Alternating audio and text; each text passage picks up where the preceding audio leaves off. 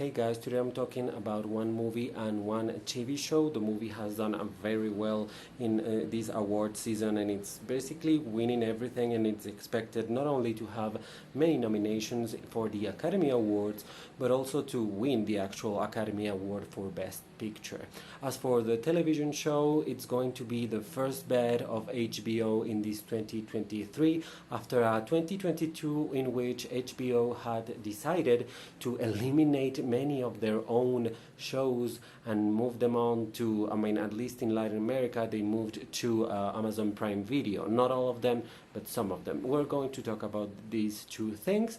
But first, let's talk about the movie, which is Everything Everywhere All at Once, directed by a couple of friends called the Daniels, because they are both named Daniel. One of them is Asian, the other one is a white guy, but I do think that both of them are actually from the United States. These couple of friends directed this movie about a woman called Evelyn who owns a laundry service with her family, and she has a lot of issues with the IRS, with her taxes, and then she discovers in one appointment in the IRS that something is happening in other universes, and they want her to basically save the universe because apparently she's the only person who can do it. And I have to say, the way they describe this movie online is very telling, because I thought it was one thing, but now that I have seen the movie, I get what it's winning so many awards, and it's because it's so unique. If you see the whole amount of movies that have been released, that were released in 2022.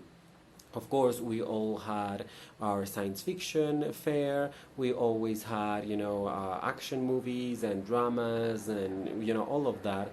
But this movie is really unique because I think it really blends a lot of different genres of, cinema.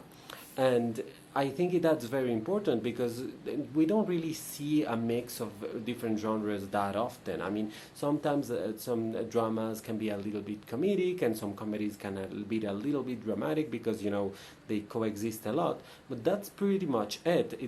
But this movie has like a mystery. It also has science fiction, horror.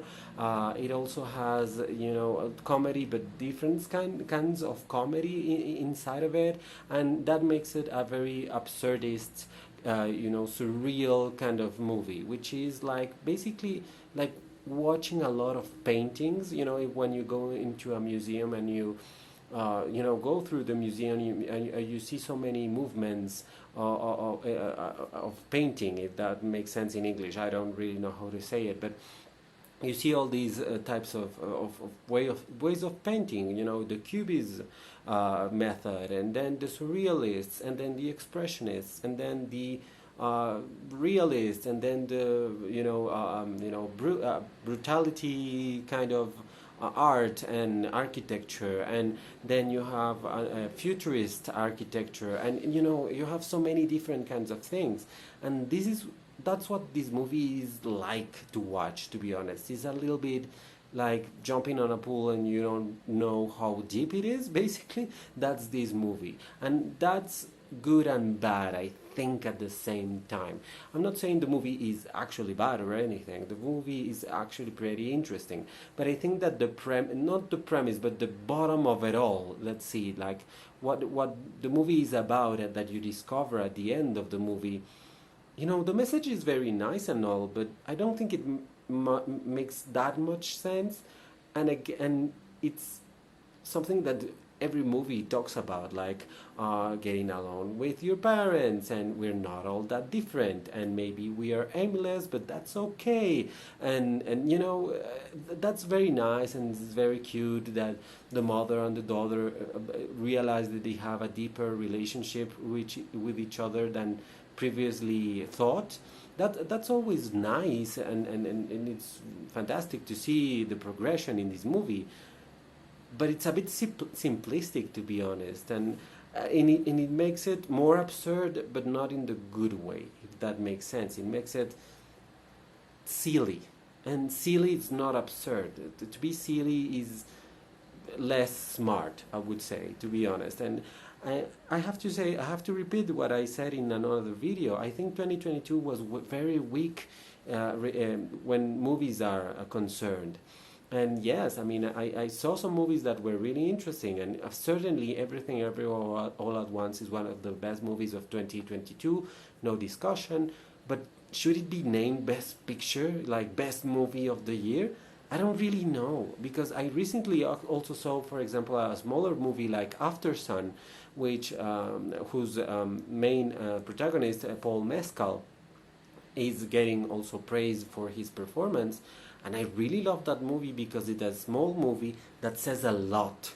And I think that's the difference with Everything Everywhere All at Once. This is a big movie, at least it feels like a big movie, but the message is very small.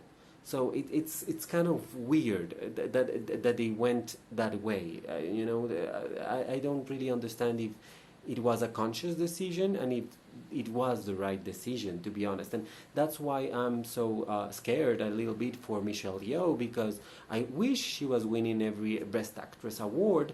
And I haven't seen Tar yet, but Kate Blanchett is also winning a lot of awards for her performance, and I'm kind of getting why she's winning over Michelle Yeoh in some instances. Because this performance, yes, is comedic, yes, is nice, yes, is dramatic in some aspects, but sometimes it feels a bit aimless, and that's not good for a movie. You should be aiming at a target, not like wandering about.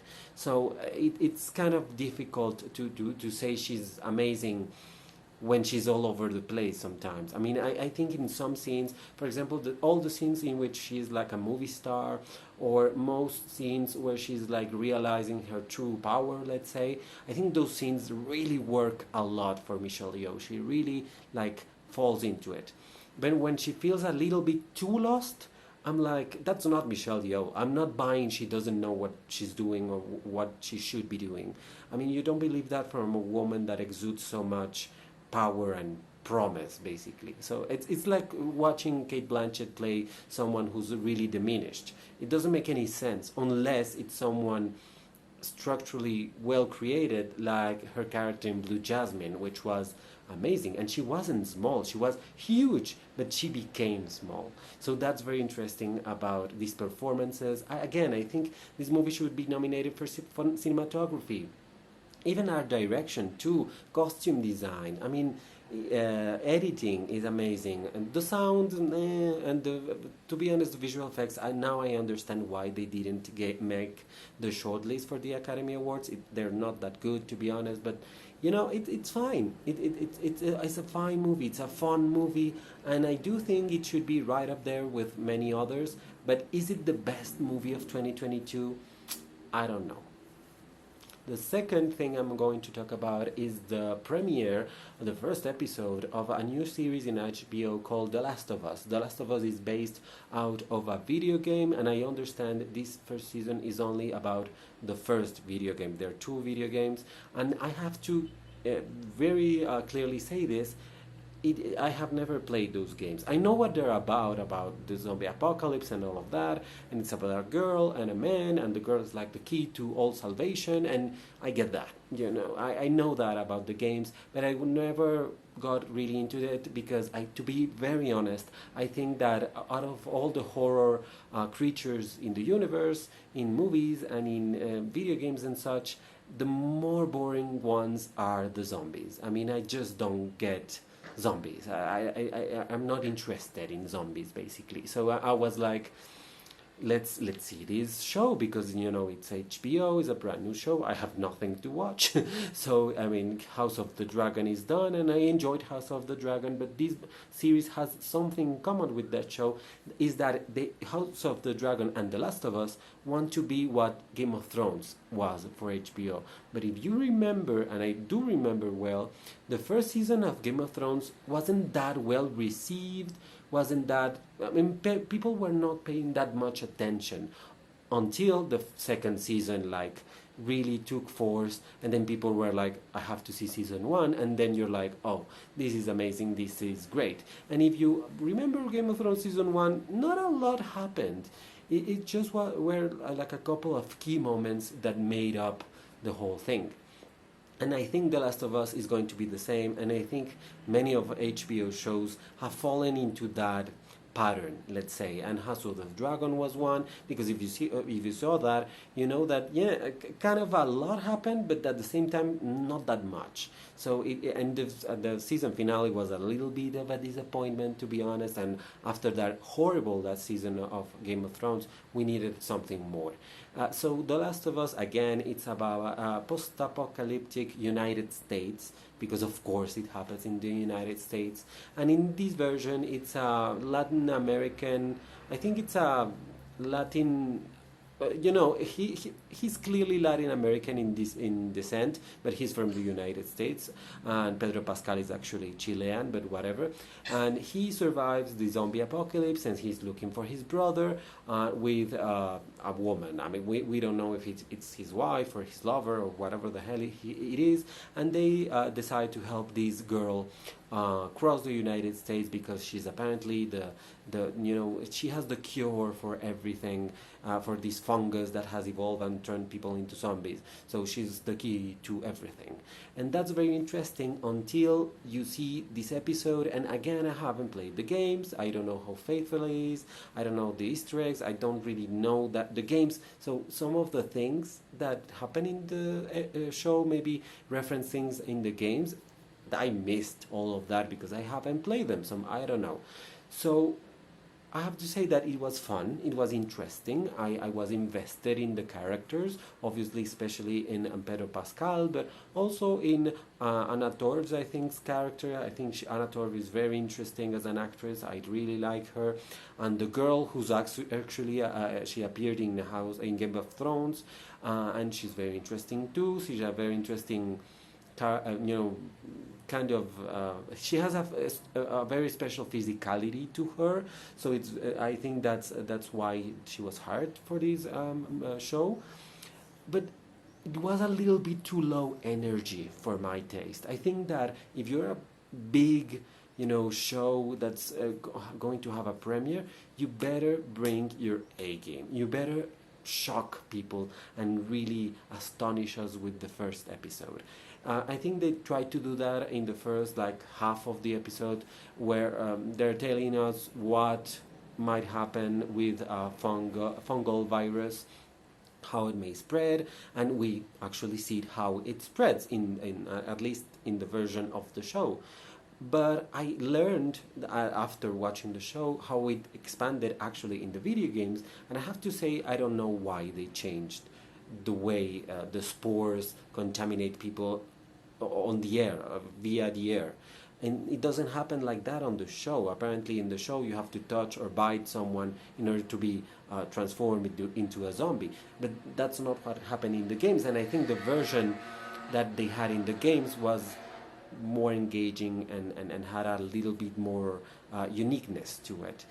It doesn't feel unique in the show, so I'm expecting the other episodes. I won't review the whole thing maybe until I watch the whole series, but I'm not impressed yet. The visuals, very lowbrow, to be honest. It looks cheap, the show, and I don't think it's a cheap show to make.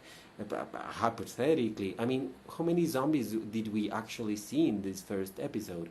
A couple, and from afar, to be honest. Only one we saw up close, but the rest we didn't really see them, and not any big sets or anything. Some visual effects. I mean, it wasn't big enough. These shows have to be big in order to attract people to watch every week. I mean, if it continues like this, I think people will drop the TV show and then just come back at the end and just binge it, like they do on Netflix, which is what Netflix does. I mean, they release the whole season and then you have to watch the whole season at once. But HBO doesn't do that. They do episode by episode, so it depends. So if you're into the video games, that's great, but I think that for people that have never played them, it might be a tough sell, to be honest. And especially when it's zombies are not that interesting. I mean, I know The Walking Dead is a big thing, but I don't know. It's kind of boring to me.